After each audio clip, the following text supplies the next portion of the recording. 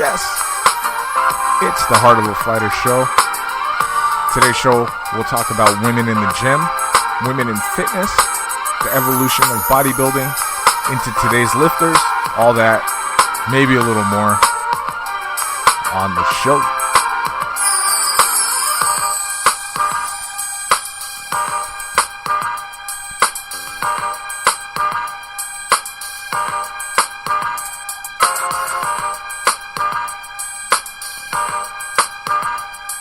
Yo, it is the Heart of a Fighter. I'm your coach. It's Johann.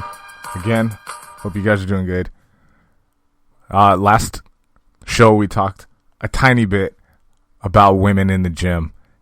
And for me, one of the biggest changes I've seen in fitness is just how many women not only are working out, but are taking the stage as the leaders in thought in fitness at the colloquial level. That is, how many trainers there are coaching other trainees inside the gym. And it's been like this gigantic shift since I started, for me personally, in like 2003. A lot of it back then was women who were either former athletes and were like, you know, maybe they played, you know, the typical volleyball or softball or something and decided not to take that onto the collegiate level. They became trainers and coaches to help other people. But most of the female trainers from when I started in 2003 were ex-bodybuilders, right? And now it's Thai fighters, it's ex-soccer players, a lot of very athletic women play soccer. From a couple of, I've had 2 trainees in the last year that played Division I soccer. And these are 2 of the strongest female athletes I've ever been around that weren't fighters. And even if they were, you know, if they dabbled in fighting, they'd be able to hold their own. These particular 2 women who, they didn't know each other, right? And they were, one was in her 20s, the other one was in her 30s. They not only had a ton of just an injurious experience in college, meaning they tore ligaments and herniated discs left and right, but were beasts. And I'm starting to finally understand how grueling soccer must be at the college level, the penultimate or the hardest sport, the most grinding, demanding, grueling sport for women traditionally, you know, to get involved in. Definitely probably team-wise too. I don't know, say for softball or field hockey, right, because those are traditionally all female sports, what the difference is with soccer. But the soccer playing women that I've trained, tough, very tough. Like, I mean, I played football for like 10 years, and the tenacity of football players in the gym, they want to show you how hard they can lift, how tough they are. And so the equivalent of that, I haven't been in, you know, where soccer players are lifting weights. Excuse me, where like a hockey team might be lifting weights. But to know these 2 women and see how hard they lift, it's been really eye-opening. And man, they go through some shit in soccer. The lifting is intense. They do tons of RDLs, Romanian deadlifts, and it's about as high level a lift or a sport in terms of strength and conditioning as it can get, I think. And I'm trying to think right now what would probably rival that, and I'm not sure. And if you read a lot of these strength books, they're always doing tests with, on the female side, soccer players, right? And so a lot of soccer players that are women, they'll tear up their knee ligaments because not only of the intense amount of RDLs and the cutting and slashing, and also having to do with the age of the women, depending on when they start lifting, if it's too young, when they started lifting and working out and running hard, they're more likely to tear their, I believe, one of their knee ligaments versus if they start lifting later. But man, the stories I heard of these women lifting in the gym, doing doing standards 2 times their body weight in deadlifts, which is what I established for standards for most of my athletic trainees. It's no fucking joke. Not to compare it with men, but I'm comparing it with the only thing I have that's inimitable, which is football. It's probably close to the intensity. And if you think about it, you really need to be strong as all hell if you're a woman playing soccer at the highest level, right? I mean, what above that? There's Olympic softball, but you probably aren't lifting weights as intensely. There's tennis, so you probably do have to get intense when you're strength and conditioning for tennis and you're a woman. But other than that, the highest level of sports in our country is probably soccer for women. Basketball too, but you're not nearly lifting the weights that you need to. And then, of course, all Olympians are just Marines in the gym anyways. But times, like all things, thank God, change. Where it was once commonplace for a woman to be great at swimming, for her to get ahead, for her to be a professional athlete, now, in concert with the de-emphasis of team sports, we see a lot of women becoming fighters, mixed martial artists, becoming coaches, becoming power lifters, doing still called strongman somehow, competitions, doing Olympic lifts. Do you guys watch the Olympics and watch the Vietnamese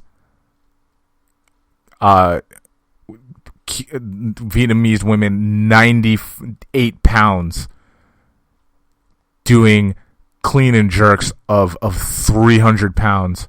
I tried to say it in kilos, but I just sound like a dummy.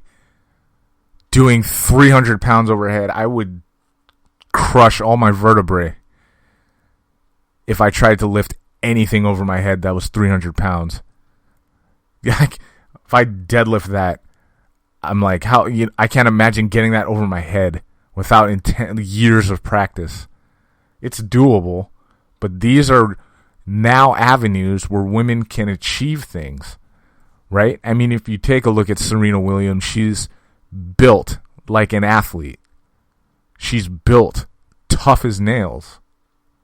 And these now become archetypes where young girls can move forward and start to emulate, at least in their professional minds, and use as an avenue to get ahead in athleticism. And it's amazing. And along those lines, CrossFit, you see a lot of women becoming certified and becoming coaches. And a lot of the gyms that I go to, the women are the ones running the whole department. They're the fitness managers. They're the ones running the group fitness areas. They're doing your dance fits, your Zumbas, your U-Jams. Spinning has traditionally been run by women in terms of the instructors. Maybe it's like half, but now you'll see studios that are dedicated to spinning that are just women. Most yoga instructors and Pilates instructors, while not strength training, are women. You go to the gym right now, you're going to see women surrounding the power racks, surrounding the bench presses more than ever. Go on Instagram and you'll see a lot of women doing as much weight as just their active male counterparts might be doing too. And so as a male trainer, I've seen and appreciated this kind of paradigm shift and seen it as something very positive in the minds of everyone, that we're finally being able to get open and honest about our fitness. One of the major shifts in fitness in the last 5 years is the de-emphasis or the just de-emphasis of female bodybuilding. Okay? You go back to Pumping Iron 2, when it was just the women and they're working out. They set the new normal for female bodybuilding. And I'm not sure when female bodybuilding became, probably in the 80s, became real big. Like the female, one was Miss Olympia. I'm going to guess it was in the 80s. But then after that, you saw a lot of TV shows on ESPN when I was a little kid that were geared mostly towards women getting into shape. And you saw a lot of lean women working out really hard. And then they set the high watermark for fitness and femininity, right?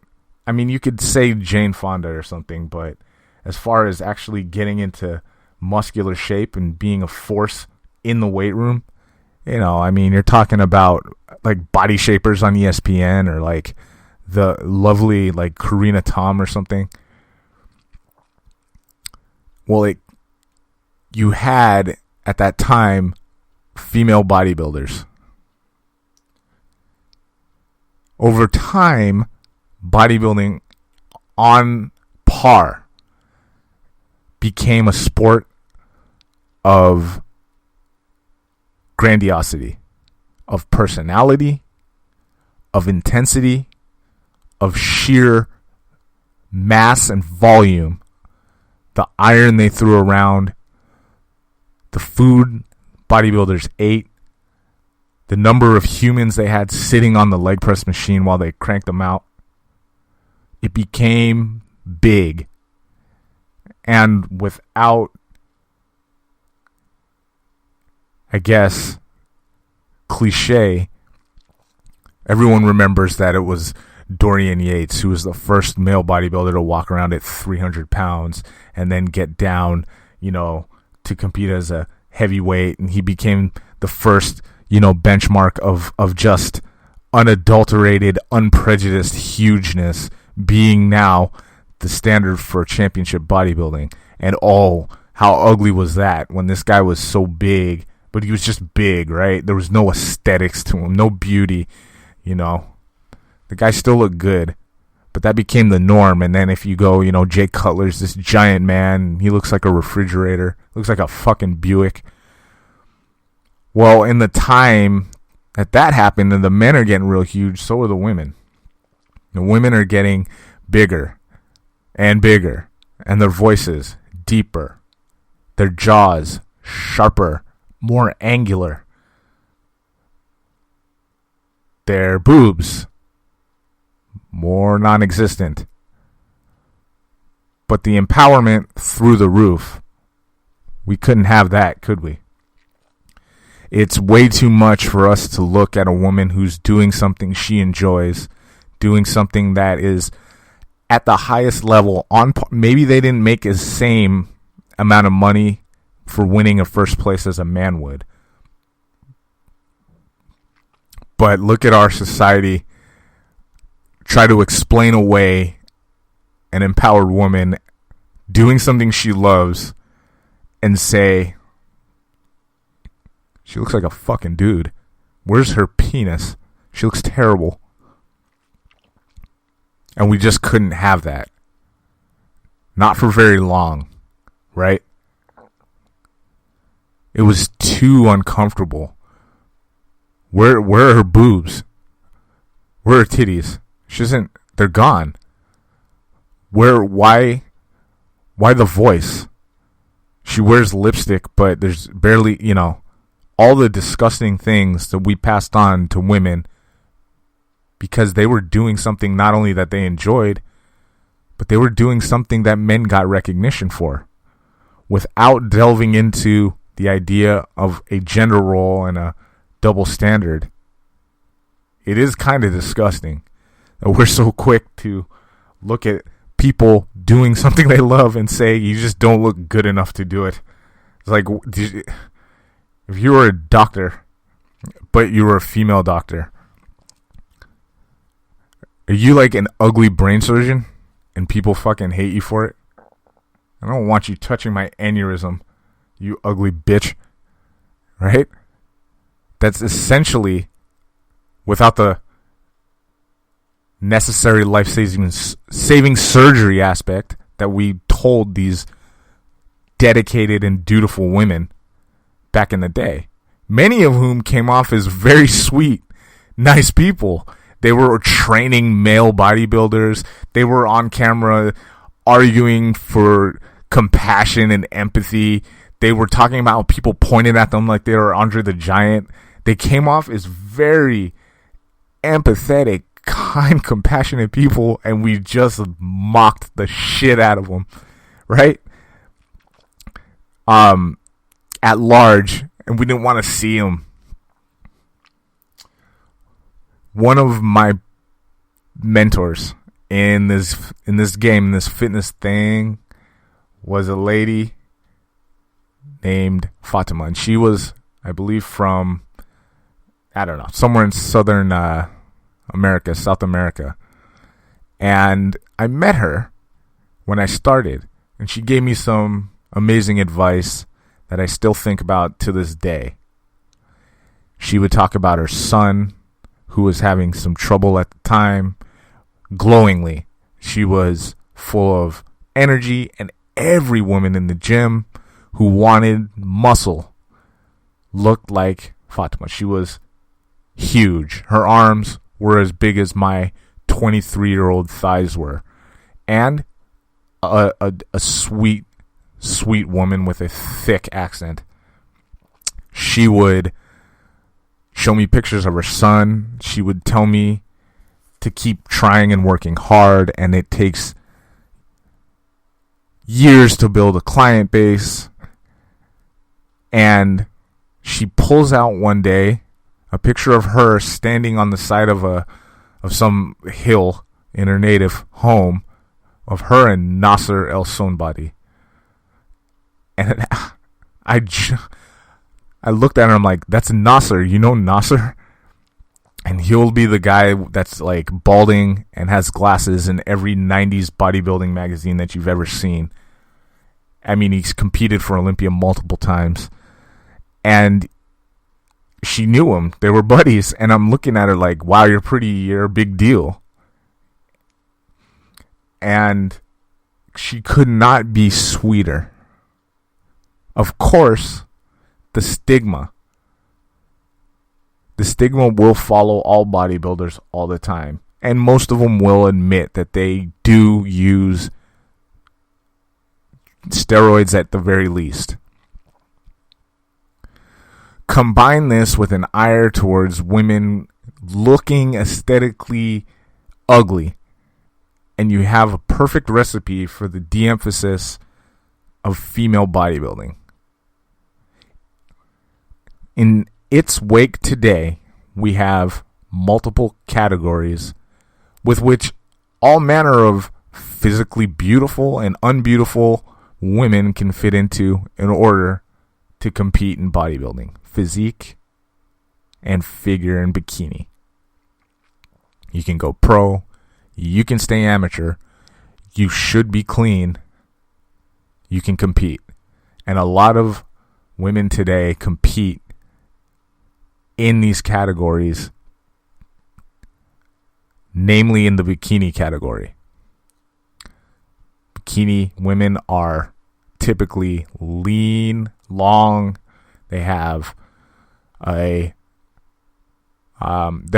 literally are standards, and the judging is based on those standards, right? It's kind of like ring control, effective punches, significant strikes. It's like separation of your quads need to be X versus physique, which they need to be X and Y.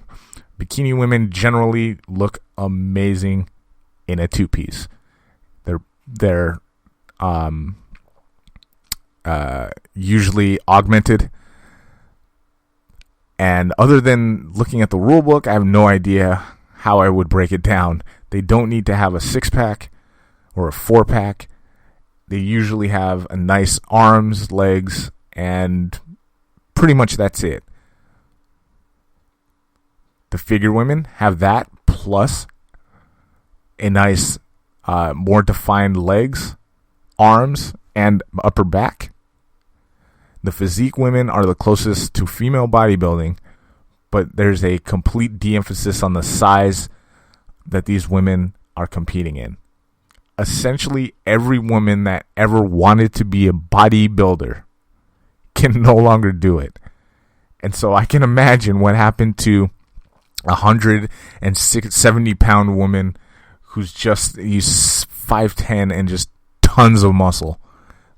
Now that her category has been eliminated, like, does she just not work out anymore? Does she just try and get really scared? Like, it's a strange happening, but of course, that's only a small percentage, so who gives a shit, right? I feel like the powers that be might think this way. But going back to the physique women, they are the most muscular of the three. They're required to have more aesthetically, like a 6-pack and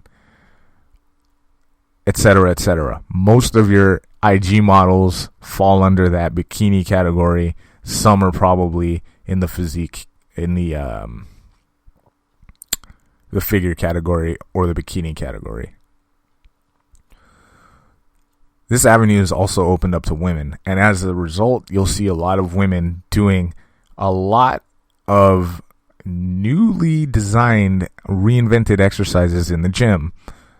The Smith machine, hip thrust bridges, the band over both legs, step up from the Bosu, etc. If you have no idea what I just said, it's because you don't spend enough time in a gym to learn the names of fitness ephemera, and that's okay. That really is okay. Point is, people invent exercises to help sharpen up certain parts of their body so they can get stronger and look more lean. They spot train a lot of it, right? And then,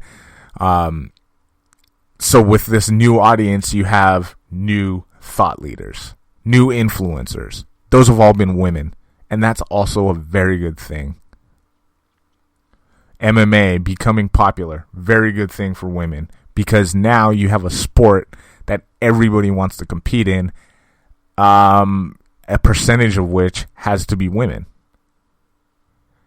It can be women in jiu-jitsu, women in wrestling, women in boxing, women in Muay Thai, women doing kickboxing, or all of the above in MMA. And they can practice. They can practice with the men. They can practice with other women. There are gyms that are just other women. It's amazing. Along those lines, other than me just sitting here saying how amazing I think it's been, I do want to highlight some differences that I think a lot of women should look for when they go to the gym, including some of what my friends have told me before they head to the gym. I had a friend who at the time was feeling like she was kind of overweight, right? She didn't want to go into the gym. She was scared that people were going to look at her because she was overweight, as if they knew she was skinnier at one point in her life. She says, I'm getting anxious. I don't want to go in. At the risk of sounding like I'm mansplaining everything, women especially, people are going to stare. Will you find the lascivious guy with the heavy beard and the headband wearing sweatpants in the gym, sweating profusely despite doing 3 reps of every machine you've been hovering nearby, the ones you've been on? Probably not. But I do remember a one-off article I read about the advent of modern gyms, and this was an article written in the 60s. It, as I paraphrase, said that the modern gymnasium has become a theater of sport and voyeurism. Hence all the mirrors. So women, people are going to stare when you work out. Should they be staring a lot? If they stare too hard? Well, I mean, anybody. If a woman's staring at me and my package as I'm doing kettlebell swings, I'll get uncomfortable, to be real. But if you find someone staring too much, I mean, that's just fucking weird anyway. But the gym is kind of the place. It's kind of built so that you can stare at yourself and other people around you. That's the truth. And so having this feeling of anxiety, aesthetic anxiety that you don't look good enough to be there, is self-defeating. Remember, the only people who look like they don't belong there end up on gym fuckery on Instagram. They end up doing the most pig-headed exercises because they're too obtuse to ask for help. They end up wanting to show out instead of showing up and doing things the right way. Asking for advice. Asking the most long-toothed trainer for help.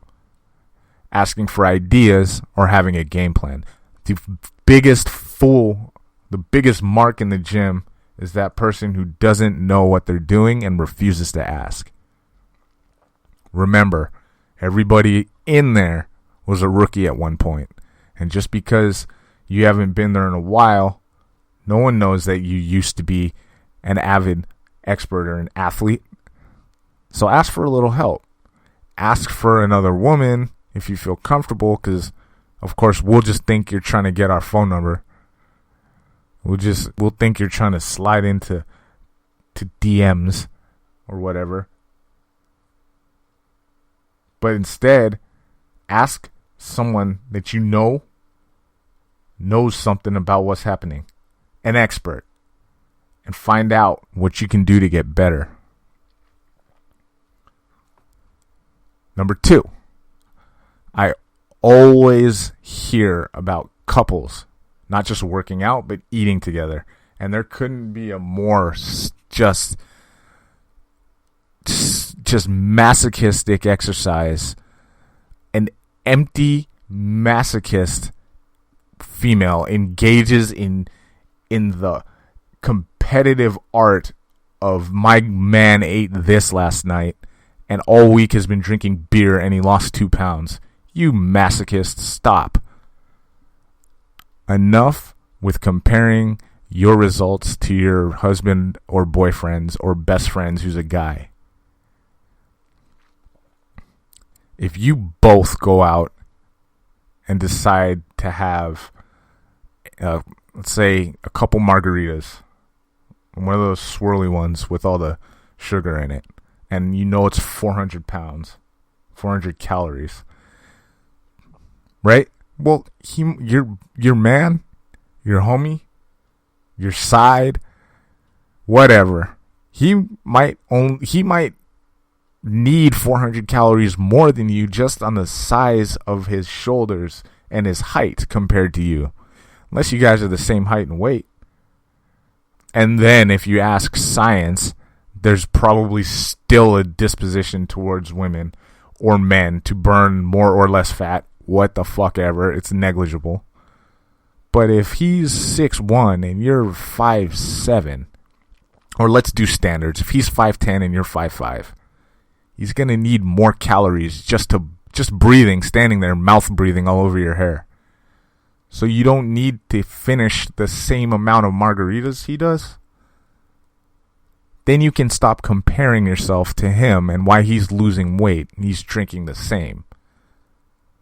If you guys go out and you get a plate of, you guys get some biryani rice and with some lentils, and you both finish it, you just ate 450 calories. He just ate 450 calories. Guess how many calories he needs to exist and not lose any weight more than you? 450. You just gained an eighth of a pound. He didn't. So women, one of the things you can do is stop trying to keep up with the man in your life, your paramour, your husband, your boyfriend, your side piece, whomever it is. Instead of trying to keep up with what they're eating and how many calories they're burning in the gym, take a second and kind of separate that part. Because while you might want to do a lot of things together, this one you can kick back on. And working out together, okay? This is the other thing. Working out together can be a beautiful rondo of sexual, carnal pleasure, pheromones, splitting the atoms of oxygen and carbon dioxide. You guys are hefting onto each other. A passionate salvo of spotting approval and motivation, or it can be a codependent shit show between you and your ball and chain. It's probably going to be somewhere in the middle. When you and your boyfriend or whomever is working out together, realize this. A lot of my female trainees get lectured by their boyfriends or husbands or get trained by them. And oftentimes the guy doing the training or the talking all the time doesn't know what the fuck he's doing himself. Maybe not so much that he's some kind of inglorious asshole, but maybe he's just not a coach. Maybe because he spends most of his day delivering packages door to door, he didn't spend the same amount of time learning to be a trainer or a coach. I think that's forgivable. And so you'll forgive him for being maybe not the best motivator in the gym when he's especially thinking about his workout. There's levels to this training shit. And if you haven't gone through the front door, you don't know exactly what the cues are to help someone get a good workout. And so if you're a woman and you can't stand to be around your boyfriend, husband, side piece when you're working out, I can say it's probably the worst thing you can do is keep working out with them over time. You might want to say, nah, I'm probably just going to do my shit at home today. And you might save yourself a fight or two, right? It's important to remember not everything is shared, especially when you're working on your own body. So, in those moments, you can do two things. One, you can run. Two, you can be fair. Be fair, swallow your pride, and you guys can learn to share the gym together. Maybe you guys can spot each other. Maybe you can motivate and tell them, hey, I want you to do 10 reps of the front lunges or the front squats next time. How much weight did you get to? Make it all about him and his set. That will make him worry about you and your set when you're doing it, rather than lecturing you about why you need to pinch your shoulder blades together when you do your flies or something inane.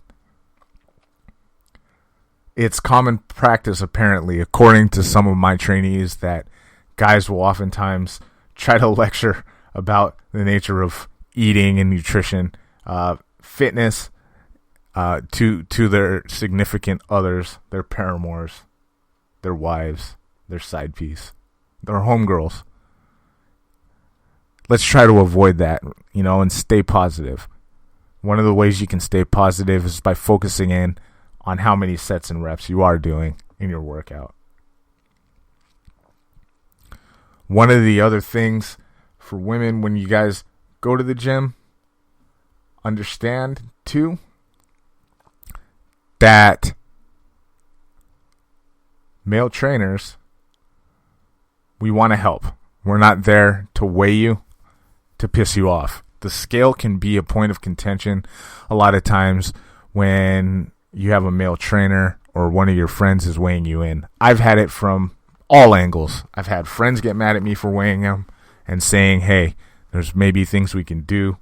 I've had trainees get upset when I attempt to weigh them, even though we planned ahead. I get the dagger stare, and you know what? I can take it. But I do want to just say, if women, you guys are apprehensive about going onto the scale, don't be. Don't be, because it's immeasurable. And I'm not trying to say that it's some kind of emotional, robotic deal. You get on the scale. We're just trying to see where you're at. A lot of it could be a reminder that you had a crappy week and you don't have full control of your life currently, and that's really frustrating, no matter if you're man, woman, child, man or woman, right? But I do want to say the scale, it has to be done sometimes.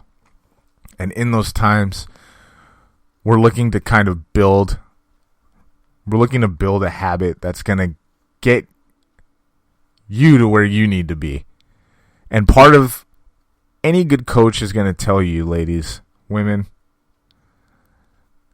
that when you get on the scale, you're not just looking for the number, but we're looking to rehash what you ate over the last couple of days.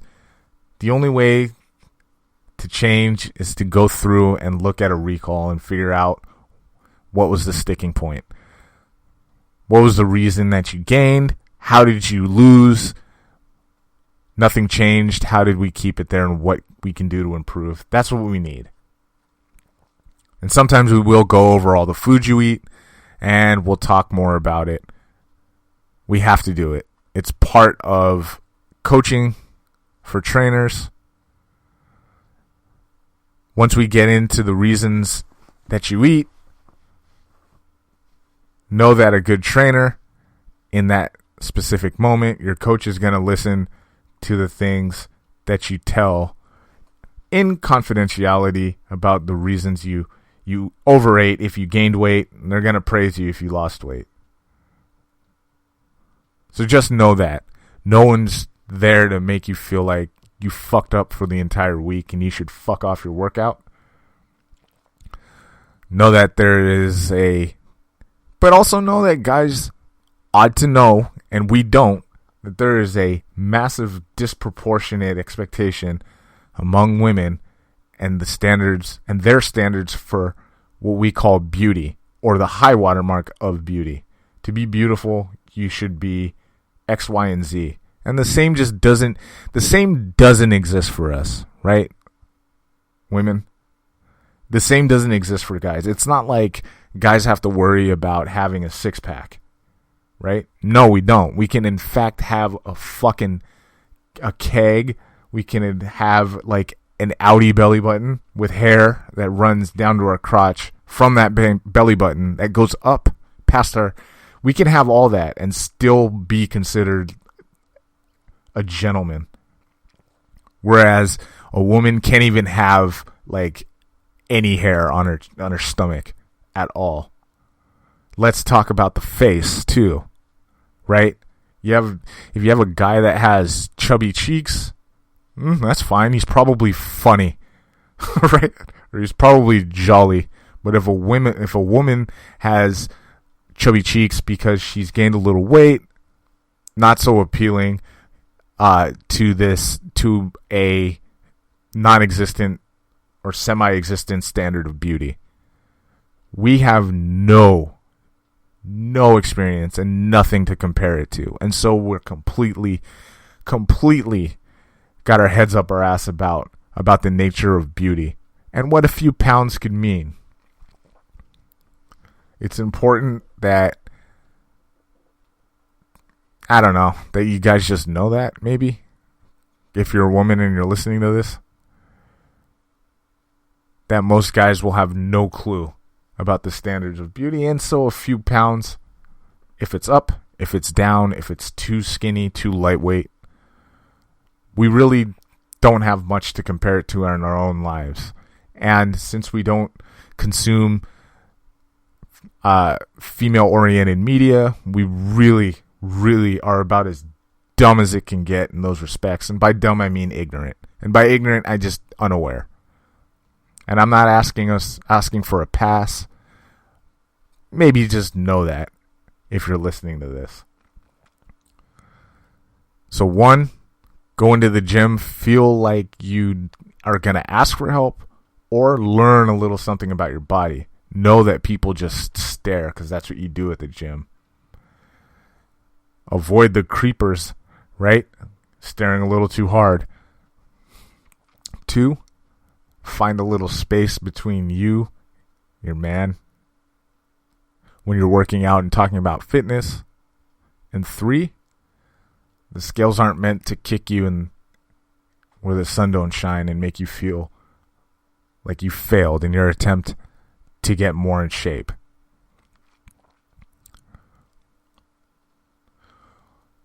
I must say that I learned a lot of lessons from a lot of powerful women in fitness, and I'm really thankful, because there are men in this industry who can get by on being strong as hell, having a lot of brawn, for notching the most, having the most notches in their belt, or lifting the most weight, fighting the hardest fights. It's women who oftentimes are the hardest workers, who are the most prolific grinders, who show up day in and day out, who overcome everyday challenges instead of the extreme challenges, which in my opinion is a lot harder to do. When there's no practice, when spontaneity matters, when everything's when your future is kind of on the line, being able to wake up every day, take in a challenge, and help altruistically other people out is really a blessing in disguise. Some of those things, for me, getting into this industry, were taught to me by women, by very powerful people who happen to be powerful women. And while my first role models, I guess, or people I looked up to were guys to get into fitness and training, and most of the media I read today is done by men, we really need to... I would love it if a woman would write some good fitness articles, maybe even a fitness book or a strength book. I really feel like there's a market for that. Those have mostly been men. But I will always remember the indelible strength of female trainers who taught me a lot about this industry, the true nature of fitness, which is giving. Not that there is a guy who isn't giving or couldn't have taught me the same, but the true nature of this business is, for all trainers, is in motivating, to be a teacher. And I've learned a lot of that from women. While we wrap up here, I'm trying to think of things in the gym that I know that a lot of women like to do. I will say this. I've noticed a lot of women in the gym who will spend a disproportionate amount of time, here we go, working on the pulleys. I've seen a lot of women do, like I said, those bridges with the Smith machine. I mean, keep doing what you're doing. Keep doing what you're doing. Keep inventing new means of exercise. That's good stuff. Remember to hit your entire body. Maybe even going back to number 4, I will add this. Heavy weights. I have unfathomably, I've heard women still coming up saying, hey, I don't want to lift weight. Not so much lately, but there have been times where I've had a trainee and they've told me that one trainer has suggested, hey, don't lift weights too heavy. You'll get bulky, which is true. But it has the undesired effect of causing a fear in these women where picking up any manner of dumbbell is akin to doing a few ounces of fucking Deca or some steroid. Don't be afraid of getting bulky. The fact that bodybuilders are huge, that have tons of muscle and 6% body fat, is a testament to a lifelong work ethic and a scrutiny of anatomy which haunts in a positive way the dreams of these aesthetic-minded bodybuilders. They live and die to look as clean and as ripped as they can, to have as little fat underneath their skin as possible, and it takes them years to achieve that desired effect.